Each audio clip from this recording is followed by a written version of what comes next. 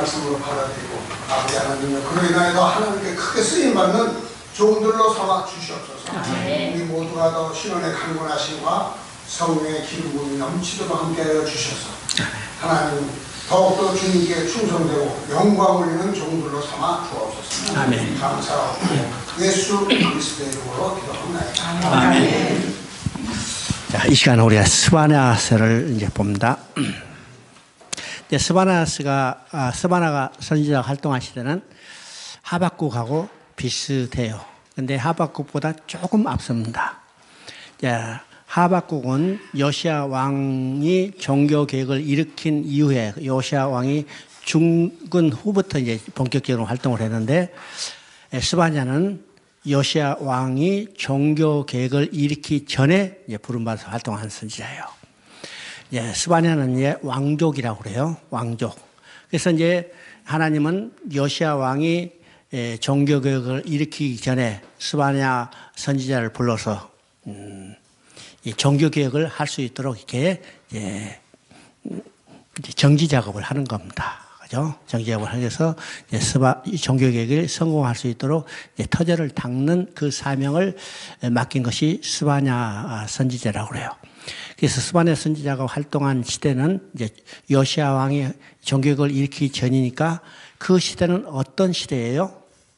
어떤 시대? 근데 아까도 얘기했죠. 오전에 얘기했지만 요시야 왕의 아버지는 아몬이고 할아버지는 므낫세고 그의 증조 할아버지는 히스기야예요. 히스기야. 히스기야가 종교를 일으켰는데 이제 유다에서 선한 왕이라고 평가를 받는데 그 아들은 유다에서 가장 악한 평가를 받는 왕이 있어요. 그래서 이제 사람들은 그럽니다. 야, 이런 선한 아버지 가운데 그렇게 악한 왕이 나올 수 있을까?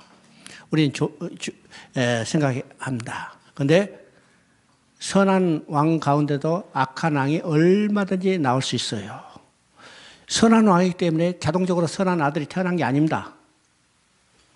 반드시 가르쳐요. 반드시 가르쳐요. 자, 선한 사람 가운데 선한 아들이 있는 것은 아버지가 본을 보여서 교육을 받았기 때문이죠.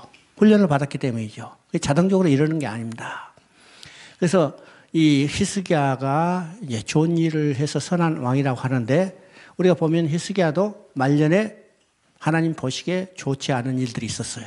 그렇죠? 악한 일이 있었죠? 그러니까 히스기야가 이제 죽기 전에 병들었죠? 병들어서 하나님이 15년의 수명을 연장시켜주는데 그 목적이 뭐냐 하면 후사를 이어주게 한 목적입니다. 그런데 히스기야는 아들을 낳았으면 하나님께 맡기고 하나님을 섬기는 이 아들로 이 교육을 해야 할 텐데 아들만 귀하게 여긴 거예요. 그렇죠? 아들만 귀하게 여기서 하나님을 섬기는 아들로 만들지 못했어. 그래서 이제 그 아들이 어떻게 해요? 12살이 되니까 왕에 올랐어요. 그게 므낫세입니다. 므낫세죠? 그러니까 히스기야가 아들을 낳아서 이제 하나님으로부터 이제 병치료를 받고 아들을 낳아서 므낫세가 왕에 오를 때까지가 몇 년이냐? 15년이요. 그죠? 므낫세가 12살이 왕에 올랐으니까. 그러니까 교육이 제대로 되지 않았으니까 어떻게 해요? 지멋대로 사는 거예요. 그래서 므낫세는 가장 악한 왕이 됐어요. 또 그 아들 아몬이 아버지의 영향을 받아서 또 악을 행하죠. 자, 그것을 본 요시야는 어떻게 해요? 이제는 하나님 마음대로 하나님 뜻에 합당하게 살아야겠다 이 생각해서 이제 종교 개혁을 일으키려 합니다. 그 전에 하나님은 이제 스바냐를 일으켜 세워서 요시야가 종교 개혁을 일으키기 전에 그 터전을 잘 마련하도록 그 백성들에게 선포를 하는 겁니다. 그래서 스바냐가 선포한 내용은 어디에 있는가? 우리가 이제 한번 봅니다. 스바냐 3장 3절 4절 2절부터 4절까지 한번 읽어봅니다. 그가 명령을 듣지 아니하며 교훈을 받지 아니하며 여호와를 의지하지 아니하며 자기 하나님께 가까이 나아가지 아니하였도다. 그 가운데 방백들은 부르짖는 사자요 그 재판장들은 이튿날까지 남겨두는 것이 없는 저녁 일이요 그의 선지자들은 경솔하고 간사한 사람들이요 그의 제사장들은 성소를 더럽히고 율법을 범하였나이다. 자, 이 시대가 총체적으로 부패하고 악한 시대예요. 그렇죠? 여기에 보면 다 누구요? 제사장, 방백들, 판관들이요. 다 선지자들이요. 그러니까 지도자로부터 완전히 타락한 이게 하나님을 떠나서 우상을 숭배하고 악을 행하는 이 악한 시대에 지금 스바냐 선지자를 통해서 하나님은 그들이 회개하고 돌아오도록 선포하는 거죠. 그래서 스바랴서에서 핵심은 여호와의 불로의 날에 있습니다. 1장 18절 한번 읽어봅니다. 1장 18절 그들이 은검이 여호와의 분노의 날에 능히 그들을 건지지 못할 것이며 이 온 땅이 여호와의 질투의 불에 삼키우리니 이는 여호와가 이 땅의 모든 거물을 멸절하되 놀랍게 멸절할 것입니다. 수반의 핵심 말은 여호와의 불로의 날입니다. 불로의 날이죠. 불로의 날이 있을 뿐만 아니라 3장 14절에 보면요. 여호와의 기쁨이 날이 있을 것을 예언합니다. 그럼 불로의 날은 어떤 날이요? 지금 읽은 것처럼 여호와의 불로의 날에는 능히 그들을 건지 못할 것이며 이 온 땅이 여호와의 질투의 불이 삼키우리니 이는 여호와가 이 땅 모든 거민을 멸절하되 놀랍게 멸절할 것이다. 이건 유다뿐만 아니라 온 세상을 하나님이 심판하게 될 것이라는 겁니다. 그러면 이 심판의 날은 언제요? 이 당시 요시야 왕이 종교개혁을 일으키기 전에 이 상태의 심판도 있지만은 여호와의 우주를 심판하는 날은 어느 때인가? 어느 때요? 제르미 때요. 제르미 때. 이것은 여호와의 놀랍게 멸절할 것이며 모든 우주를 심판하는 날이 올 것이죠. 그러면 심판만 받고 불로의 날만 있는 게 아니라 반대로 기쁨이 날이 있다는 겁니다. 이 선지서의 핵심이라고 했죠. 회복을 약속하는 거예요. 그렇죠? 그래서 3장 14절, 14절부터 17절까지만 한번 읽어봅니다. 3장 10.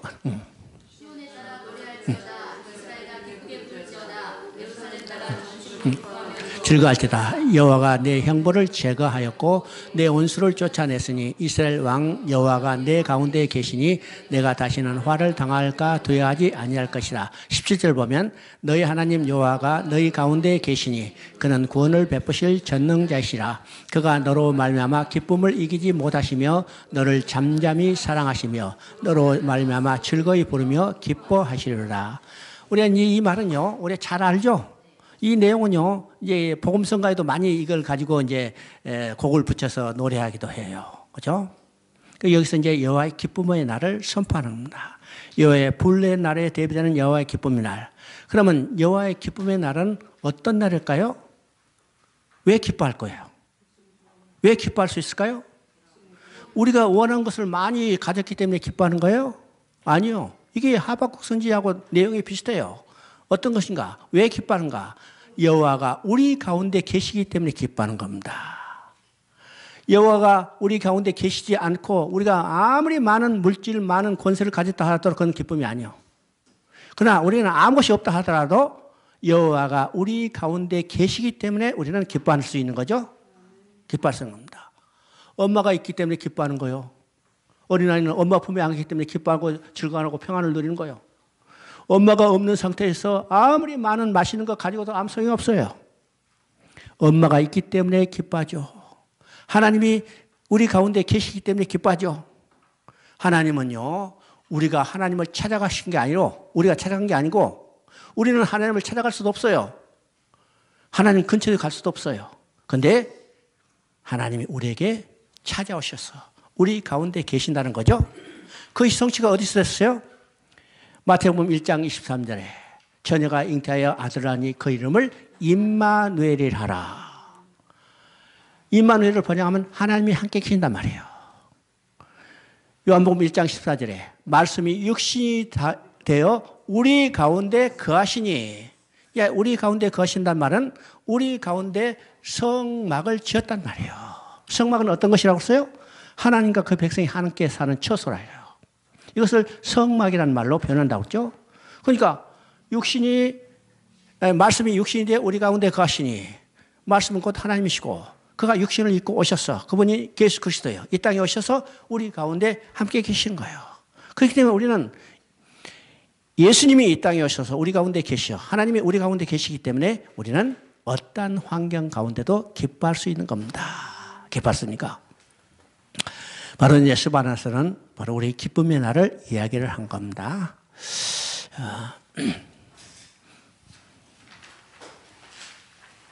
학개서를 봅니다. 학개, 스가랴, 말라기는 포로에서 돌아온 후에 부름받아서 활동한 선지자라고 했습니다. 그죠? 선지자. 그러니까 이 선지자들이 활동한 시대를 이제 크게 세 시기로 나눈다고 했습니다.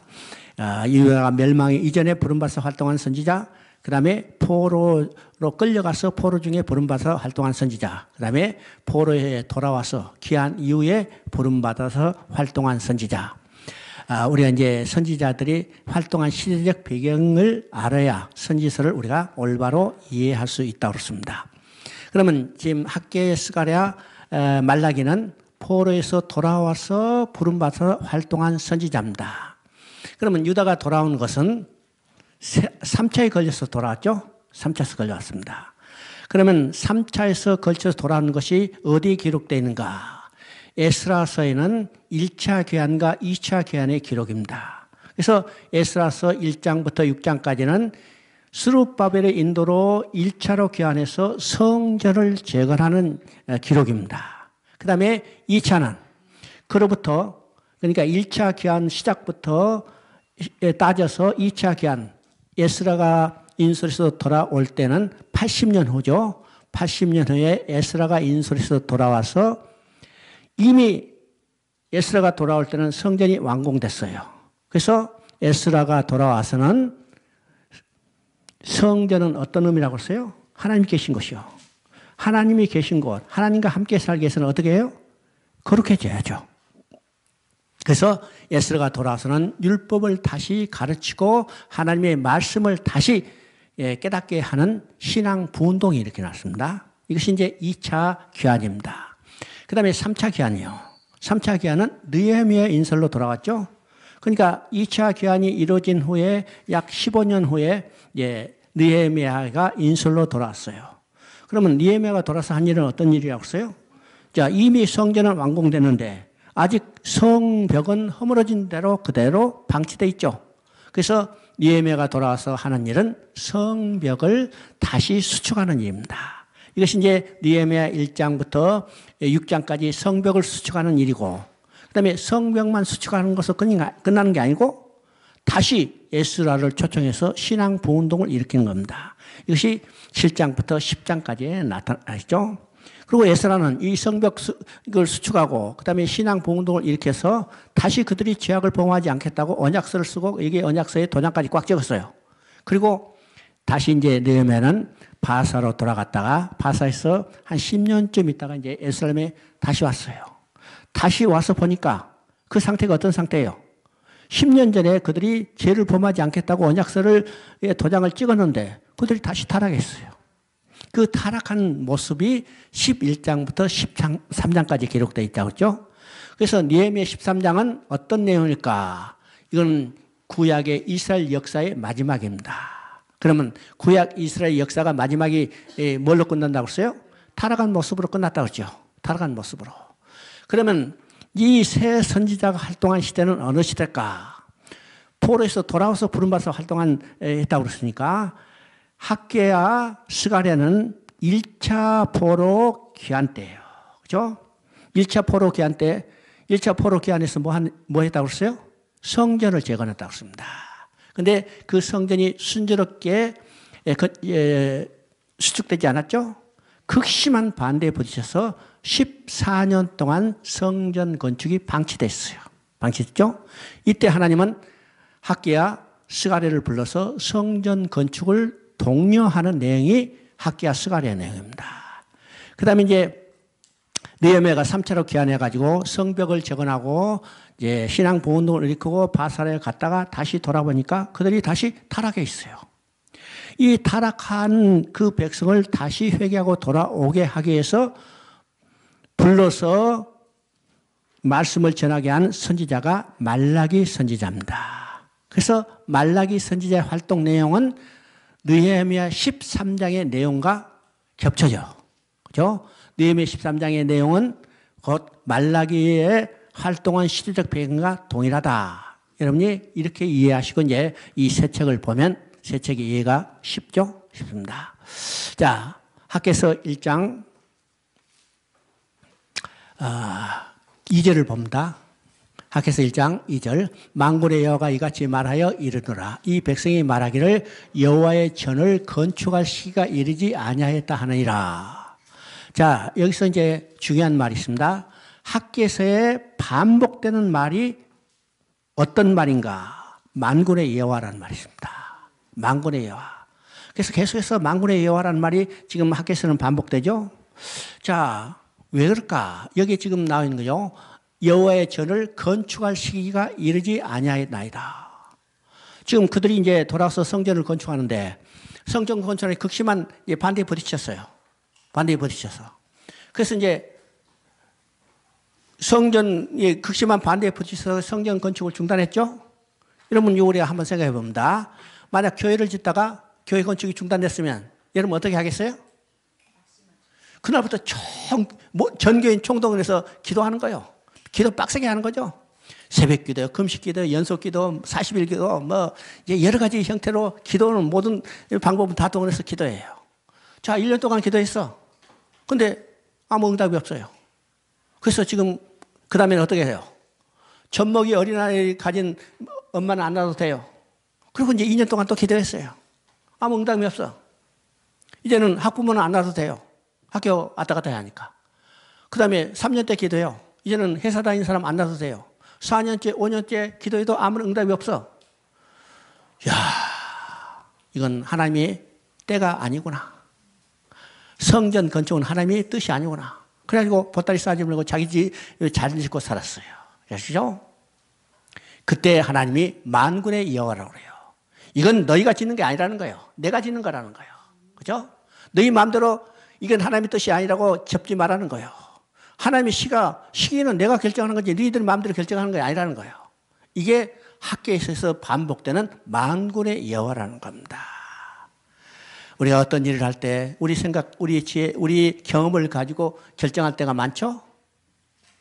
우리는 하나님의 뜻이 무엇인가를 간절히 붙들고 기도해야 해요. 만군의 여호와. 성경을 볼 때 우리의 가장 중요한 관점은 뭐라고 써요? 성경에서 주권자는 오직 하나님이라는 사실이에요. 하나님의 사실이죠. 그래서 여기서 학개서는 만군의 여호와라는 말을 강조합니다. 그들이 이제 14년 동안 성전 건축을 중단하고 방치했어요. 그래서 하나님은 그때 학개와 스가랴를 불러서 성전 건축을 하도록 독려하는 거죠. 자, 1장 8절 한번 읽어봅니다. 1장 8절. 너희는 산에 올라가서 나무를 가져다가 성전을 건축하라. 그리하면 내가 그것으로 말미암아 기뻐하고 또 영광을 얻으리라. 나 여호와가 말하였느니라. 지금 이제 학개와 선지자를 통해서 그 백성들에게 성전 건축을 독려해요. 지금 독려할 때 뭐라고 써요? 너희는 올라가서 나무를 베다가 성전을 건축하라. 내가 그것으로 말미암아 기뻐하며 영광을 얻으리라고 했습니다. 그러면 지금 산에 올라가서 나무를 베다가 성전을 건축하라. 그러면 그 성전은 어떤 모양이 되겠어요? 나무를 베다가 성전을 지었다면 이거 통나무 집으로 그냥 엉성하죠? 그런데 하나님은 그것으로 해서 기뻐하며 영광을 얻는다고 했습니다. 그러면 산에 가서 벼다가 지은 이 통나무 성전을 보고 하나님이 기뻐하고 영광을 얻는다는 것은 어떤 의미일까요? 성전은요, 하나님이 계신 곳이죠. 근데 지금 14년 동안 성전이 없어서 그러면 하나님이 계실 곳이 없죠. 그래서 하나님은 이곳에 저곳 돌아다니면서 하룻밤씩 지냈는데 비 오면 비 맞죠? 눈 오면 눈 맞죠? 바람 불면 바람 맞죠? 이야, 내가 지동이 고생했는데 이제는 통나무 집 지으니까 내 집 있다. 그래서 기뻐하시는 거예요? 그래서 영광 얻으시는 거예요? 그럼 여기서 기뻐한다는 것은 뭘까요? 영광을 얻는다는 의미는 뭘까요? 자, 성전을 14년 동안 방치했다는 것은 어떤 의미요? 성전은 하나님이 계신 곳인데 그들이 성전 건축을 하지 않고 방치했어. 이건 뭐예요? 임마누엘이라는 신앙이 사라져버린 겁니다. 그죠? 그 다음에 성전은 어떤 것이요? 성전은 하나님이 영광이 임재하는 것이요. 그죠? 임재하는 거. 또 우리가 성전은 어떤 것인가? 성전은 하나님이 계시기 때문에 성전을 통해서 하나님을 만나러 가는 길을 보여주는 것이 바로 성전의 역할이에요. 그렇죠? 그래서 성전은 어떤 것이라고 했어요? 예수 그리스도를 예표하는 거라고 했습니다. 그죠? 성전의 모양도, 성전의 재료도, 성전에 사는 일도, 성전에서 일하는 제사장도 다 예수 그리스도를 예표하는 거예요. 그런데 성전을 짓지 않았어요. 성전이 없어요. 이 말은 어떤 것이요? 하나님을 만나러 가는 길을 그들이 잃어버린 거예요. 다른 말이면요, 메시아 언약을 잃어버린 겁니다. 그런데 성전을 짓면 그것이 통나무로 짓든 아니면 황금으로 짓든지 화관으로 짓든지 아무 상관이 없어. 우선 성전이 지었다는, 회복됐다는 것은 자체가 뭐예요? 이만을 위한 신앙이 회복되는 거고 메시아 신앙을 자기들이 다시 확신을 갖게 된 거예요. 그렇기 때문에 하나님은 그것으로 인해서 기뻐하고 영광을 얻게 된 겁니다. 성전 자체의 건물이 아니라는 겁니다. 그렇죠? 자, 이 학계의 권면을 듣고 백성들이 이제 각성해서 성전을 짓게 되죠. 성전을 짓게 되는데 성전을 짓기 시작한 지 한 달쯤 돼서 또 하나의 사건이 일어났어요. 그 사건은 어떤 큰 사건이 아닌 거, 아주 간단한 사건이요. 여러분, 길 가서 집만 지어도 쳐다보죠? 야, 무슨 집이나.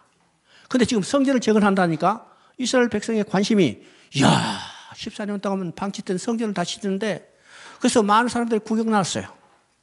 그 구경 나온 사람 가운데 나이 많은 사람도 있겠죠? 특별히 할 일 없으니까 나이 많은 사람들은 구경하러 오잖아요. 그 나이 많은 사람들 가운데 이 통나무로 짓는 성전을 보고 통곡했어요. 그러니까 어렸을 때 그 사람들은 뭘 봤어요? 화려한 솔로몬의 성전을 봤어요. 금과 흠으로 은으로 짓는 아주 그 화려한 성전을 봤는데 지금 솔로몬이 짓는 이 통나무로 짓는 성전을 보니까 너무 초라해요. 그래서 그들은 통곡했다습니다. 에스라 3장 12절을 보면 그들이 통곡했다고 이야기하죠. 근데 여기서도 지금 학교에서도 그대로 말해요. 2장 3절을 보니까 너희 눈에 보기에 보잘것이 없느냐. 보잘것이 없죠. 통나무로 짓는 것이 얼마나 여기 볼품이 있겠어요? 보잘것이 없어. 그때 하나님 말씀하십니다. 내가 이 성전의 영광을 충만하게 하리라. 하나님이 이 스룹바벨이 짓는 통나무 성전에 하나님의 영광이 충만하겠다는 거예요. 그리고 2장 9절을 한번 읽어봅니다.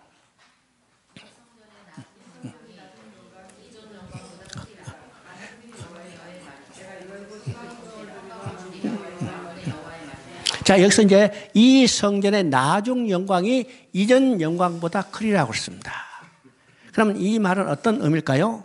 이 성전의 나중 영광, 그렇죠? 이것이 이전 영광은 솔로몬의 성전의 영광보다 크리라고 했습니다. 그러면 이전의 나중 성광, 스룹바벨이 지금 통나무로 짓는 성전의 나중 영광이 이전 영광보다 크다. 솔로몬의 성전 영광보다 더 크다는 말은 이 스룹바벨이 짓는 이 통나무 성전이 갑자기 은과 금으로 확 변한다는 말이에요. 그러면 이건 어떤 의미일까? 나중 영광이라고 했어요. 나중 영광은 누구에서 성취될 영광인가? 바로 참 성전으로 오신 예수 그리스도의 를 통해서 이루어질 영광입니다. 자, 이것이 이제 예수 그리스도의 오심으로 그 영광이 충만하게 됐죠? 자, 요한복음 1장 14절을 보니까 말씀이 육신이 되어 우리 가운데 거하시니 우리 가운데 성막을 지으셨으니 그의 영광을 보니 독생자의 영광이요 은혜와 진리가 충만하더라 했어요. 자, 예수 그리스도는 참 성전으로 이 땅에 오셨기 때문에 그 영광은요 스룹바벨의 여기 솔로몬 성전의 영광보다 더 커요. 또 이 성전은 언제 완성이 되는가? 계시록 21장 22장에서 성전이 완공됐죠? 그 성전은 완공됐어요. 계시록 21장 3절을 보면 하나님의 성막이 사람과 함께 계심이 하나님의 성막이 사람과 함께 계신다고 했어요. 그런데 21장 22절 보니까 성 안에는 성전이 보이지 않으니 했어요. 그러면 이거 가시적인 성전이 아니죠. 성전은 보이지 않으면 성전이 없는 것이 아니라 성전이 있어요. 누가 성전이요? 주 전능하시냐 어린 양이 성전입니다. 그런데 계시록 21장 23절을 보니까 그 성전에는 어떻게 해요? 해가 달도 비침이 필요 없다고 했어요. 왜일까? 해도 필요 없고 달도 필요 없어요. 왜일까요? 하나님의 영광이 해보다 달빛보다 더 밝기 때문입니다. 밝기 때문이죠. 여러분 성막의 구조를 보면 우리가 한번 생각해 볼 것이 있어요. 성막의 구조를 보면 지성소에는 창이 있어요, 없어요? 지성소 안에 창이 있어요, 없어요? 창이 없죠? 등불이 있어요, 없어요? 없잖아요. 성소는 창이 없더라도 등불이 있어요. 그죠? 7등잔 등불이 있어요. 근데 지성소에 들어가면 창도 없고 등불도 없어요. 그러면 지성소는 누가 계신 곳이에요? 하나님이 계신 곳인데 하나님은 등불도 없고 창도 없는데 캄캄한 데서 매일 주무시고 계실까요? 어? 왜 지성소에는 창도 없고 등불도 없을까요? 하나님의 영광이 등불보다 더 밝고 햇빛보다 더 밝기 때문에 피조된 빛은 필요 없어요. 바로 이것이 계시록 마지막에 하나님의 성전이 완공되고 그게 해도 필요 없고 달빛도 필요 없다는 것을 보여주는 겁니다. 왜요? 이전 영광이 보다 더 영광스럽기 때문입니다. 자, 그 다음에 우리가 스가랴를 봅니다.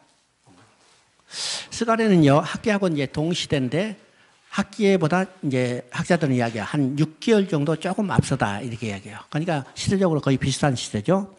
그러면 학기하고 스가랴가 동시대인데 또 같은 주제를 가지고 이제 예언을 했어요. 그런데 학기는 눈에 보이는 가시적인 성전에 대해서 말씀을 하셨다면 스가랴는 눈에 보이지 않는 영적인 성전을 중심으로 이야기를 합니다. 그래서 스가랴는요, 메시아에 대한 예언이 많이 나와요. 메시아에 대한 예언. 그래서 메시아에 대한 예언이 제일 많이 나오는 것이 어디냐? 이사야서죠. 이사야서. 그런데 그 다음에 많이 나오는 것이 어디냐? 스가랴서예요. 스가랴서. 그래서 우리가 스가랴서는 잘 아는 이제 메시아에 대한 예언이 우리가 얼른 이제 머릿속에 기억되는 것도 스가랴 9장 9절에 나오는 것처럼, 예수님이 예루살렘에 올라가실 때 나귀를 타고 올라가는 것이 스가랴서 9장 9절에 그대로 예언되어 있죠. 또 예수님이 은 30에 팔릴 것도 그대로 예언되어 있어요. 그 다음에 목자가 침을 당하면 어떻게 해요? 양들이 다 흩어질 것도 이미 예언되어 있어요. 그러니까 스가랴서는요, 예수님의 메시아에 대한 예언이 많이 나옵니다. 많이 나오죠. 이제 이사야는 66장이니까 양이 많고 스가랴는 14장이니까 이제 적죠. 그래서 이제 더 스가랴서의 메시아의 예언이 더 농축되었다고 이렇게 이야기를 합니다. 그래서 스가랴서는요, 이제 영적인 성전에 대해서 이야기하니까 여러분이 1장 16절 한번 읽어봅니다. 1장 16절 여호와가 이처럼 말하노라 내가 불쌍히 여김으로 예루살렘에 돌아왔은즉 내 집이 그 가운데 건축되리니 예루살렘 위에 목줄이 쳐지리라. 만군의 여호와의 말입니다. 여기서 내 집이 그 가운데 건축되리니 이것은 다른 말로 말하면요, 성전을 이야기해요. 성전이요. 그래서 내 집이 그 가운데 건축되리니 이거는 1차적으로 이제 스룹바벨이 지은 제2성전 그것이 이제 이스라엘 백성 가운데 지어질 것을 예언하지만은 실제로 어떤 성전이요? 내 집이 그 가운데 건축되리니 이것은 영적인 성전을 의미합니다. 영전이요. 예수님이 이 땅에 성전을 건축하기 위해서 왔어요. 그죠? 그래서 말씀이 육신이되어 우리 가운데 거하시니 장막을 쳤죠.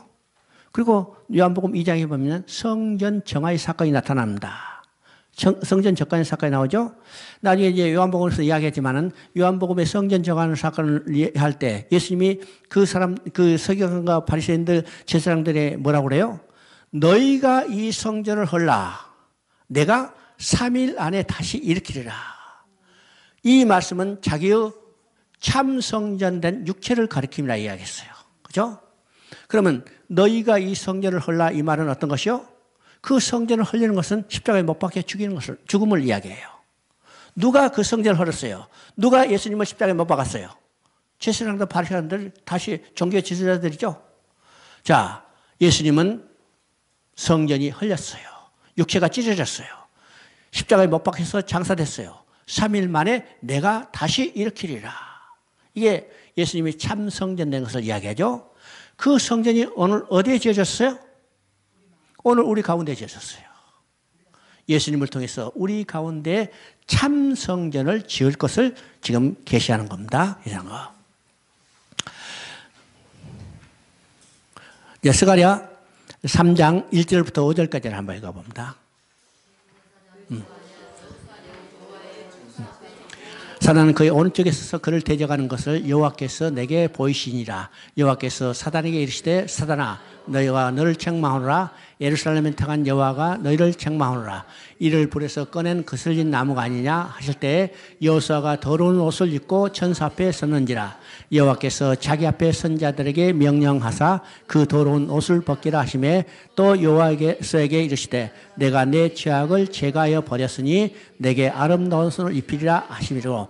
내가 말하되 정결한 관을 그 머리에 씌우소서 하매 곧 정결한 관을 그 머리에 씌우며 옷을 입히고 여호와의 천사는 곁에 섰더라. 지금 이제 하나님은 스가랴에게 여러분의 환상을 통해서 계시를 하죠. 그러면 지금 우리가 읽은 본문은 네 번째 환상입니다. 네 번째 환상. 그러면 이 네 번째 환상의 내용은 어떤 것이요? 지금 여기에 대제사장 여호수아가 가운데 서 있고 한쪽에는 사단이 있죠. 한쪽에는 하나님이 계세요. 그렇죠? 그러면 가운데에 서 있는 대제사장 여호수아를 한쪽에 있는 사단이 지금 비웃고 조롱하는 겁니다. 왜 비웃고 조롱해요? 더러운 옷을 입고 있다는 거예요. 제사장 거룩하고 아주 거룩한 옷, 깨끗한 옷을 입어야 하는데 지금 대제사장 여호수아가 더러운 옷을 입고 있어요. 그래서 그것을 본 이 한쪽의 사단이 야 대제사장 내 거룩한 옷을 입고 정결히 하는데 네 더러운 옷 입고 안 돼 내려와. 그래. 그죠? 너 자격 없어. 이렇게 지금 책망하고 비난하는 겁니다. 그때 다른 편에 계시던 하나님께서 더러운 옷을 입고 있는 여호수아를 책망한 게 아니요. 대제사장 여호수아를 책망한 게 아니고 누구를 책망해요? 대제사장 여호수아를 비웃고 조롱하는 사단을 책망하는 겁니다. 사단을 책망하죠. 그리고 하시는 말씀이 어떤 말씀이요? 불에서 막 끄집어낸 타다남은 장작이라는 거예요. 누가? 대제사장 여호수아가. 누가? 오늘 우리들이요. 오늘 우리들이 불에서 막 끄집어낸 타다남 장작 같은 거예요. 그러면 불에서 막 끄집어내는 것은 어떤 것이요? 지옥불에 타고 있는데 하나님은 그걸 버려두지 않으시고 그 가운데 하나님이 주권적으로 우리를 끄집어내셨어요. 누가? 오늘 우리들이죠. 그러니까 그 모습은 어떤 것이요? 지금 불에서 끄집어냈기 때문에 옷도 아주 더럽고 흉하가 뿐만 아니라 타다남은 장작이라 했으니까 그 모습이 어떤 것이에요? 여러분요, 타다남은 장작 한번 생각해 보세요. 지금 활활 타고 있는데 그 중에 장작 하나를 끄집어내면 어떻게 해요? 불이 꺼져가면서 연기를 모락모락 내죠? 그 연기는 향기로워요? 고약해요. 고약해. 이것이 누구예요? 오늘 나의 모습이에요. 내가 구원받았다 하지만은 내 실제의 모습은 그런 모습이에요. 또 타다남은 장작. 장작이 타다남은 어떻게 해요? 이거 시큼시큼해서 아주 볼품이 없죠? 이것이 내 자신의 모습이에요. 내가 구원받았기 때문에 거룩한 모습인 것 같지만은 실제로 타다남은 장작. 불이 꺼져가면서 연기를 내고 다른 사람 괴롭히고 그 모습은 흉측한 모습이에요. 이것이 나의 모습이라는 사실을 우리가 알아야 합니다. 그런데 이런 모습을 하나님은 책망하지 않으신 거예요. 책망하지 않으시고 하나님이 뭐라고 말씀하세요? 더러운 옷을 벗기고 아름다운 옷을 입히라고 했어요. 그죠? 그 더러운 옷을 벗기라 하시고 그 여호수아에게 이를 때 내가 죄악에서 제거해 버렸으니 내가 아름다운 옷을 입히리라. 여기는요 칭의와 성화가 동시에 나타납니다. 칭의와 성화가 동시에 나타나요. 우리가 의롭게 되는 것도 우리 힘이 아니요. 의롭게 되는 거 하나님이 가죽옷을 지어 입혀야 해요.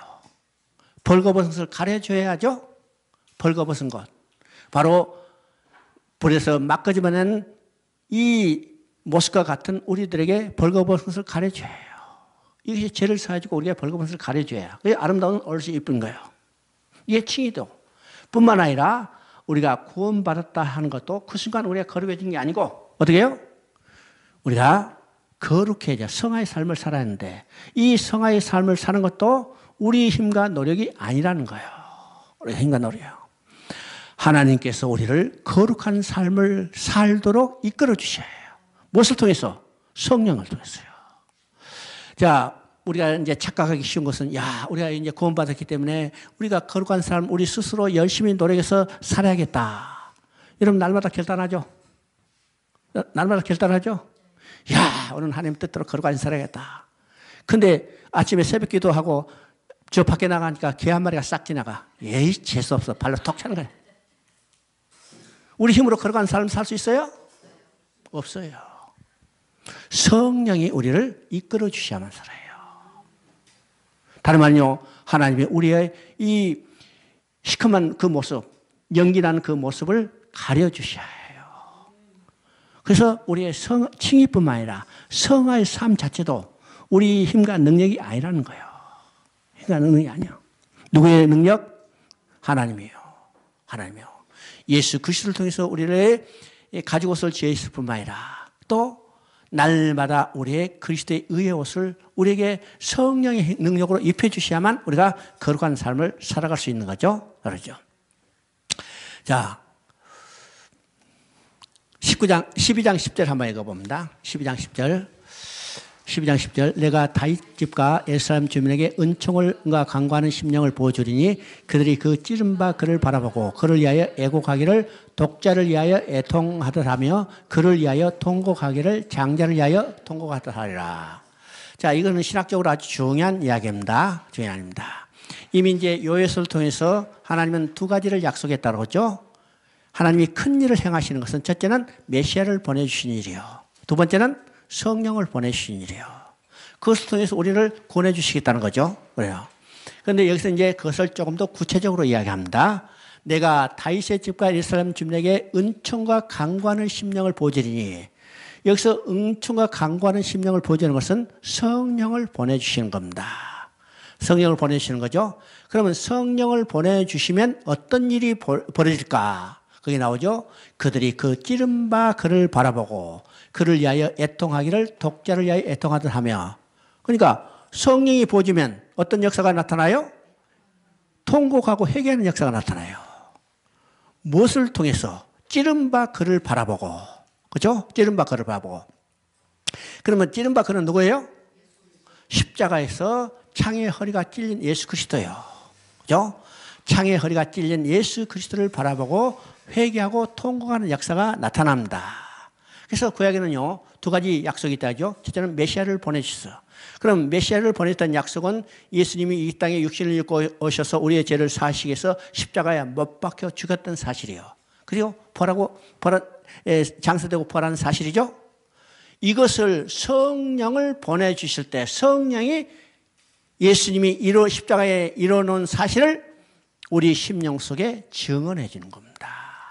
증언해죠. 성령이 예수님이 십자가에 이루는 사실을 우리에게 증언해 주지 않는다면 예수님이 십자가에서 죽었던 사실은 역사적이고 객관적인 사실일 뿐이지 우리 믿음과 구원과는 상관이 없어요. 잘 알아야 합니다. 예수님이 십자가에 놓은 일은 역사적인 객관적인 사실인데 그것을 누가 우리에게 증언해 주는가? 성령이 우리에게 증언해 줄 때 우리가 드디어 회개하고 믿고 구원받게 되는 겁니다. 그래서 구약에는 성령을 보내주시다는 것이 확실하게 약속이 되어 있다는 사실을 우리가 보게 되는 겁니다. 그래서요, 예수님도요, 성령을 보내주시다는 약속을 여러 번 했어요. 여러 번 했습니다. 자, 누가복음 24장 49절을 한번 읽어봅니다.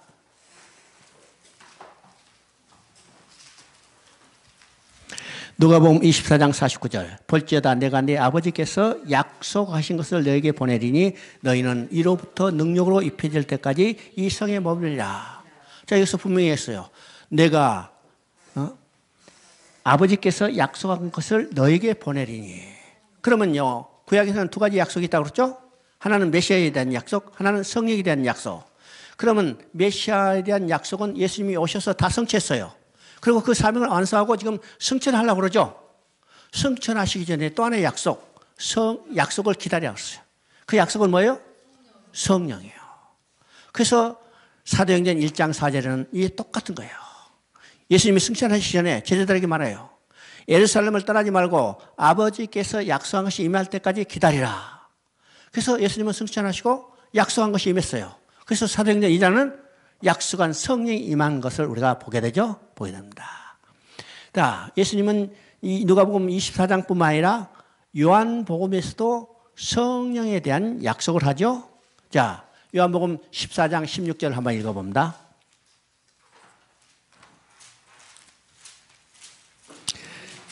요한복음 14장 16절. 그가 또는 바이스를 너에게 영원으로 너희 함께 하리라.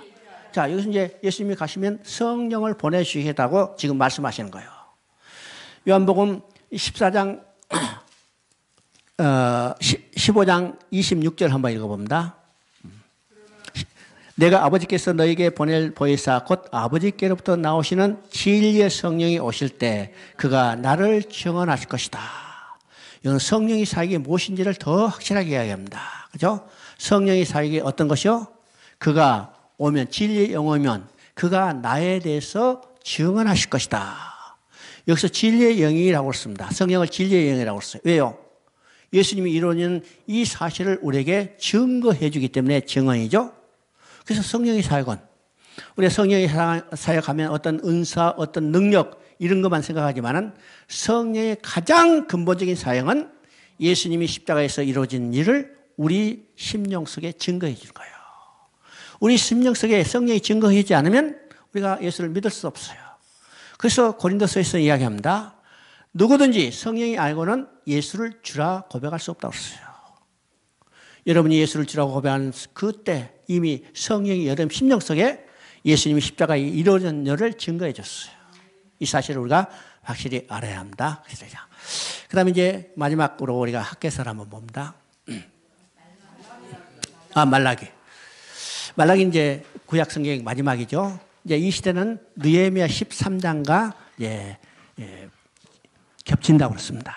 느헤미야 13장의 상황이 말라기 선지자의 시대적 배경이라고 그랬습니다. 그러면 말라기 하면 우리가 잘 아는 것이 어떤 성경일까? 말라기 하면 우리가 머릿속에 빡 터나는 것이 이제 3장 10절에 11절 이야기예요. 11절 이야기예요. 근데 말라기에서 핵심은 그 내용이 아닙니다. 그 내용이 아니요. 자, 말라기서는 구약의 마지막 시대인데 구약의 마지막에 하나님이 그 백성들에게 말씀하신 것이 무엇일까? 그렇죠? 성경 전체를 통해서 하나님의 마음은 무엇일까? 성경 전체를 통해서 나타난 하나님의 마음은 두 단어로 이야기한다고 그랬습니까? 기억돼요? 두 단어. 두 단어. 잊어버렸어? 첫째는 사랑이요. 두 번째는 함께예요. 그러면 성경 전체에 나타난 하나님의 마음은 사랑하기 때문에 함께 살자는 거예요. 그죠? 이것이 창세기부터 계시록까지 나타난 하나님의 마음이요. 왜 우주 만물을 주시고 그 중심에 인간을 지으셨어요? 사랑하기 때문에 함께 살자는 거예요. 그래서 영원히 함께 살기 위해서 언약을 주셨죠. 이 언약이 창세기 2장 17절 선악을 알게 한 나무의 씨가는 먹지 마라. 먹으면 반드시 죽으리라. 이것은요 인간을 고약하게 만들게 한 것이 아니라 하나님이 영원히 함께 살게 한 약속이요. 자, 먹으면 반드시 죽으리라. 이 말을 다른 말로 말하면 반대로 이야기하면 먹지 않으면 영원히 함께 산다는 거예요. 그렇죠? 하나님과 인간은 언약의 관계고 다른 말하면 믿음의 관계예요. 그런데 인간이 믿지 못하고 이 언약을 지키지 못했기 때문에 떠났죠. 떠난 인간을 하나님께서 다시 돌아오게 해요. 돌아오게 하는 것이 하나님의 구원 계획이고 이것이 성경에 기록된 내용이에요. 그러면 계시록에서 이것을 다 완성했다고 그러는데 다 돌아오게 했어요. 무엇을 완성했어요? 돌아오게 해서 함께 사는 것을 완성했어요. 왜? 사랑하기 때문에. 이게 성경 전체에 나타난 하나님 마음이죠. 사랑하기 때문에 함께 살자. 그죠? 그러면 구약의 마지막 이스라엘 백성에게 하시는 하나님의 말씀은 무엇일까? 다른 말이면 하나님의 마음이 무엇일까를 우리가 봐야죠. 자, 1장 2절 한번 읽어봅니다.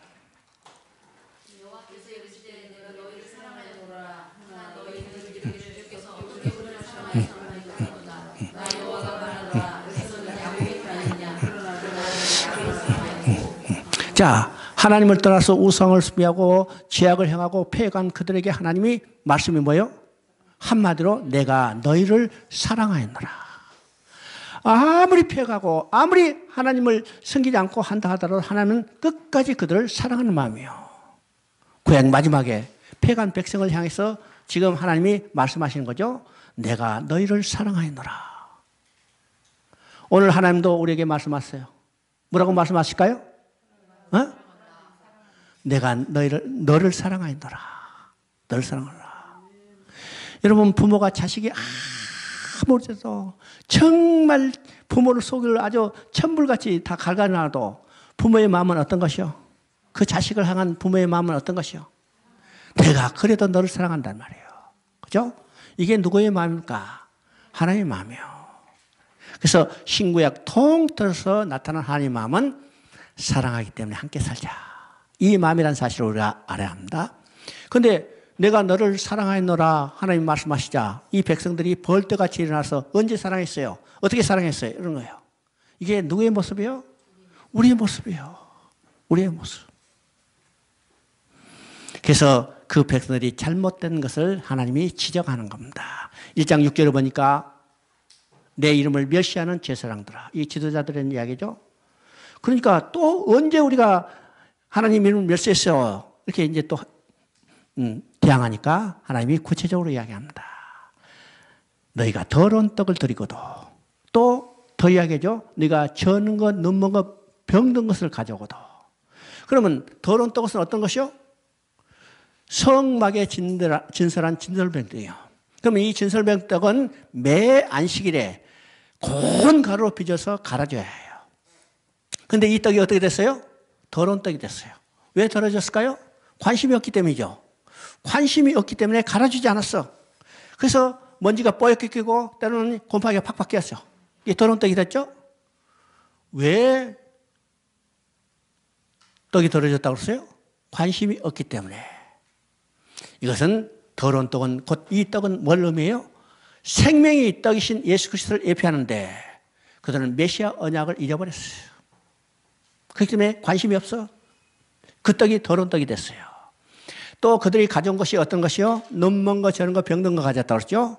그러면 눈먼 거, 저런 거, 병든 것은 하나님 앞에 드릴 제물이에요. 그죠? 그러면 제사 드릴 때 가진 제물은 가장 깨끗한 것, 비싼 것, 잘생긴 것을 골라 가져야 해요. 그런데 그들이 가져온 것은 어떤 것이요? 눈먼 거, 병든 거, 저런 거 가졌어요. 왜일까? 이 제물은 곧 뭘 예표해요? 우리의 죄를 대신 짊어지고 십자가에 죽으실 제물 대신 예수 그리스도를 예표하는데 그래서 가장 귀한 것, 가장 깨끗한 것, 가장 비싼 것을 가져야 하는데 이 메시아 언약에 대한 믿음이 사라져버리고 그는 율법적이고 형식적인 제사만 남아있죠. 형식만 남아있죠. 그래서 제물을 안 드리고 제사를 안 드리면 저주받을까 봐 억지로 가져온 겁니다. 억지로 가져. 그래서 어떤 거 가져왔어요? 눈먼 거, 저런 거, 병든 거 가졌어요. 자, 이스라엘 백성은 어떤 백성이에요? 짐승을 많이 기르며 사는 백성이기 때문에 그들 집에 많은 짐승 중에 어떤 거 가져왔어요? 가장 비싼 거, 잘생긴 거, 깨끗한 것을 골라 가져야 하는데 자기들 집에 기르는 짐승 중에 눈먼 거, 저런 거, 병든 거 있어요. 잡아먹자니 아깝고 팔자니 돈 안 되니까 잘 됐다. 성전에 갖다 줘라. 그래서 줄줄이 끌고 왔어요. 하나님 뭐라고 말씀하세요? 야, 그거 너희 총독이나 갖다 줘봐라. 총독이 기뻐 받겠는가? 야, 이제는 가져오지 마라. 성전 문 닫았으면 좋겠다 그러죠? 성전 문을 닫고 이제는 가져오지 말라. 너는 정말 귀찮아서 안 되겠다. 너희가 내게 가져올 재물 하나, 그것이 아까워서 눈먼 거, 병든 거 전으로 가졌다면 이제는 안 가져도 된다. 대신 내가 너희들을 위하여 준비한 가장 귀한 것을 너희들에게 주시겠다는 거예요. 그 누구요? 하나님이 친히 준비하신 여호와 이레 바로 한 몸 예수 그리스도를 위하여 우리를 위하여 주셨어요. 그것이 바로 계시록에서 여기 신약에서 예수님이 오신 것으로 시작되죠. 자, 그러면 말라기 4장 6절 한번 읽어봅니다.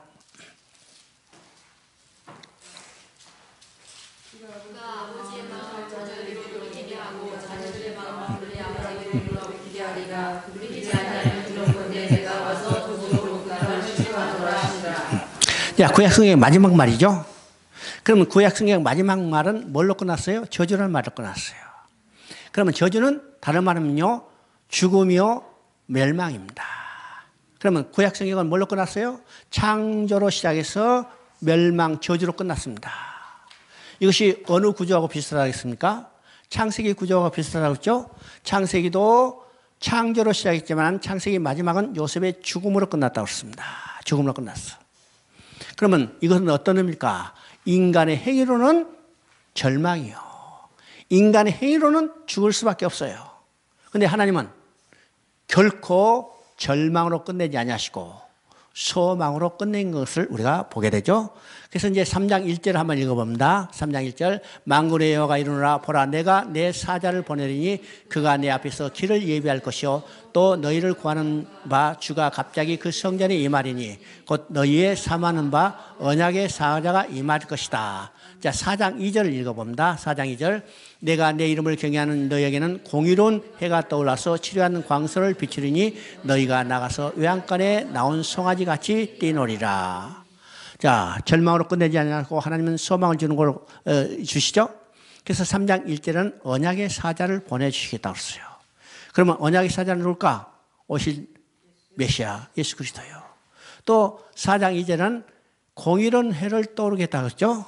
공의로운 해를 떠오르나. 그러면 이 공의로운 해는 구약 내내 빛으로 계시됐던 신약의 참빛으로 오실 예수 그리스도요. 그죠? 뿐만 아니라 언약의 사자 공의로운 해를 떠오르기 전에 하나님은 길 예비할 자를 보내주시겠다고 했습니다. 그죠? 그래서 3장 1절에도 길 예비하는 자를 보내주고 또 4장 5절에는 엘리야를 보내겠다고 했어요. 엘리야는 바로 길 예비자입니다. 그 엘리야는 누구로 성취됐어요? 오시는 세례 요한으로 성취됐죠.